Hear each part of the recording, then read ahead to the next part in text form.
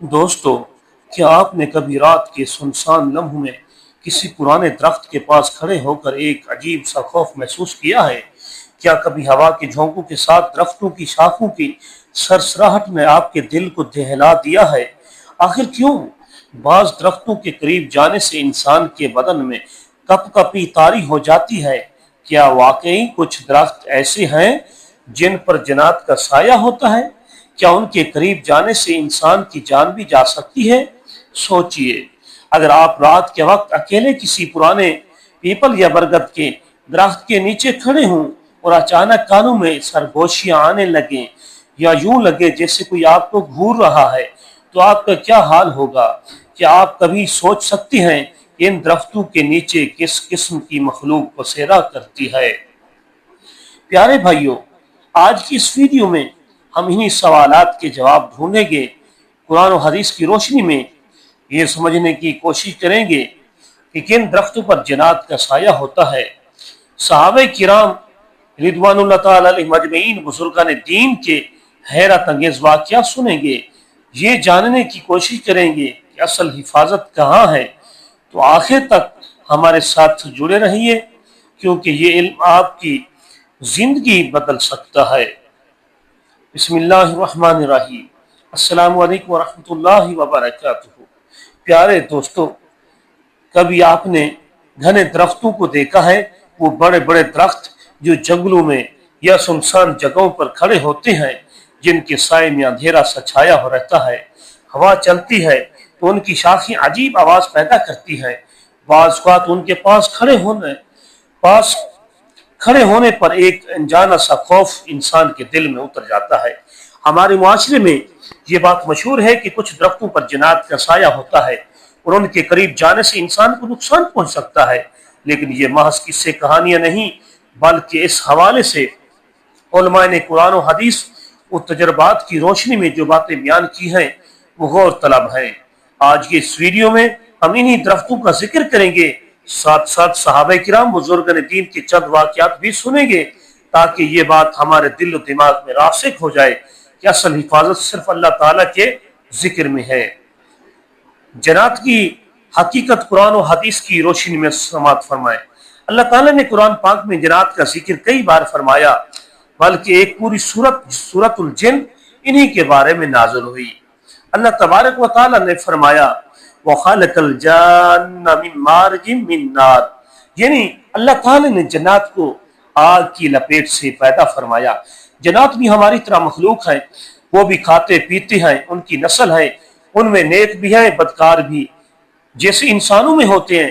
نبی کریم صلی اللہ علیہ وسلم نے ان کے بارے میں فرمایا کہ جنات بھی انسانوں کی طرح مختلف گروہ ہیں، ان میں کچھ پرہیزگار ہیں اور کچھ سرکش ہیں۔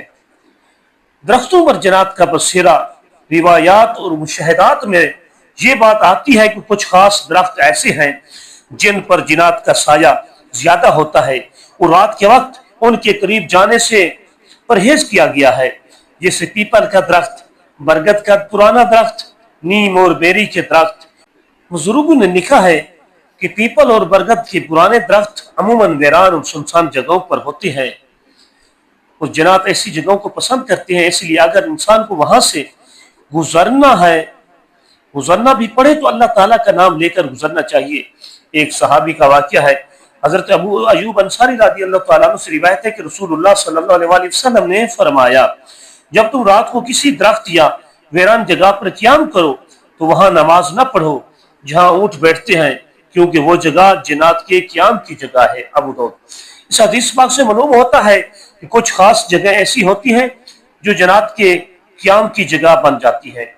اسی طرح درختوں کے سائے تلے بھی اکثر ان کا بسیرا ہوتا ہے۔ حضرت شیخ عبد القادر جیلانی رضی اللہ تعالیٰ عنہ کے حالات میں لکھا ہے کہ ایک مرتبہ آپ جنگل سے گزر رہے تھے، وہاں ایک گھنے درخت کے نیچے سے عجیب سی آوازیں آنے لگی۔ آپ نے فرمایا اے اللہ کے مخلوق، اگر تم نیک ہو تو میرا کچھ نقصان نہ کرنا، اور اگر تم شریر ہو تو میں اللہ تعالیٰ کے کامل کلمات کی پناہ لیتا ہوں۔ پھر آپ نے یہ دعا پڑھی اعوذ بکلمات اللہ التامات من شر ما خلق، تو فوراً سکون ہو گیا اور آوازیں بند ہو گئی۔ اس سے یہ بات سمجھ میں آتی ہے کہ اللہ کا ذکر ہر قسم کی مخلوق سے حفاظت کرتا ہے۔ حضرت عمر بن خطاب رضی اللہ تعالیٰ عنہ کے زمانے میں ایک شخص نے آ کر کہا، یا امیر المومنین، ہمارے گاؤں میں ایک پرانا پیپل کا درخت ہے جس کے نیچے لوگ جاتے ہیں تو بیمار ہو جاتے ہیں یا ڈر جاتے ہیں۔ حضرت عمر فاروق رضی اللہ تعالیٰ عنہ نے فرمایا، یہ سب وسوسے ہیں، تم وہاں جاؤ اور بسم اللہ پڑھ کر بیٹھو، اگر اللہ چاہے گا تو کوئی نقصان نہیں ہوگا۔ یہ جواب دراصل ہمیں یہ سبق دیتا ہے کہ جنات کے خوف سے زیادہ اللہ تعالیٰ کی عظمت کو دل میں بٹھاؤ۔ بزرگان دین فرماتی ہیں کہ بعض درخت واقعی جنات کے مسکن بن جاتے ہیں، خاص طور پر وہ درخت جو قبرستان یا سنسان جگہوں پر ہو، اس لیے رات کے وقت ان کے قریب جانے سے پرہیز کیا جائے۔ لیکن ساتھ ہی یہ بات بھی سمجھ لینی چاہیے کہ اگر انسان اللہ کا ذکر کرنے والا ہو تو پھر کوئی جن یا شیطان اس پر غالب نہیں آ سکتا۔ مسنون اذکار اور حفاظت۔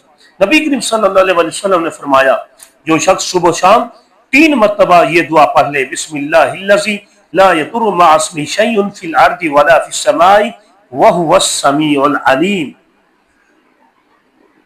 اسے کوئی چیز نقصان نہیں پہنچا سکتی۔ اس دعا کی برکت سے انسان ہر قسم کے شر سے محفوظ رہتا ہے۔ ایک سبق آموز واقعہ سماعت فرمائیں۔ ایک بزرگ کا واقعہ ملتا ہے کہ وہ ہر روز ایک پرانے نیم کے درخت کے نیچے بیٹھ کر قرآن پڑھا کرتے تھے۔ لوگوں نے کہا کہ حضرت اس درخت پر جنات کا سایہ ہے، وہاں بیٹھنا خطرناک ہے۔ بزرگ نے مسکرا کر کہا، جب میں اللہ کا کلام پڑھ رہا ہوں تو جنات ہوں یا شیاطین سب بھاگ جائیں گے۔ یہ سن کر لوگ حیران رہ گئے اور واقعی کبھی ان کو کوئی نقصان نہیں پہنچا۔ اس واقعے سے ہمیں سبق ملتا ہے کہ اللہ کا ذکر ہی اصل حفاظت ہے۔ پیارے دوستو، یہ بات سچ ہے کہ کچھ درخت ایسے ہیں جن پر جنات کا سایہ ہوتا ہے، لیکن یاد رکھیں کہ اصل طاقت صرف اللہ تعالیٰ کے پاس ہے۔ اگر ہم قرآن و حدیث کی دعاؤں کو اپنائیں، صبح و شام کے اذکار پڑھیں اور ہر کام بسم اللہ سے شروع کریں تو کوئی جن یا شیطان ہمیں نقصان نہیں پہنچا سکتا۔ ہمیں چاہیے کہ اندھیروں اور وسوسوں سے نہ ڈریں بلکہ اللہ تعالیٰ پر توکل کریں۔ اگر آپ کو یہ ویڈیو پسند آئی ہو اور آپ چاہتے ہیں کہ مزید قرآن و حدیث اور بزرگان دین کے واقعات سے بھری ایسی معلوماتی اور ایمان افروز ویڈیو سنیں تو ہمارے چینل اسلام حنیف وائس کو ضرور سبسکرائب کریں، ویڈیو کو لائک کریں، شیئر کریں اور اپنے دوستوں کو بھی سنائیں تاکہ یہ پیغام زیادہ سے زیادہ لوگوں تک پہنچے۔ اللہ تعالی ہم سب کو اپنی امان میں رکھے، آمین۔